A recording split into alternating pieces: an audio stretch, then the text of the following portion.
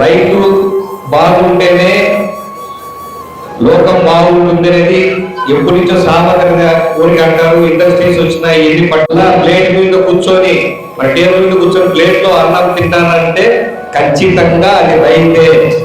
కమలాపురం నియోజకవర్గంలో 99% మంది రైతులే.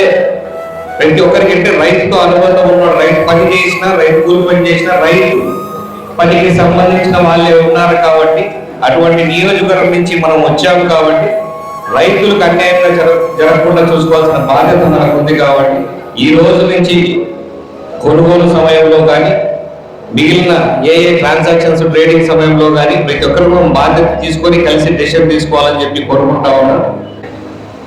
నేను నాకు కొన్ని సమస్యలు తెలుసు కానీ మాక్సిమం వరకు తెలుసుకుంటా ఉన్నా.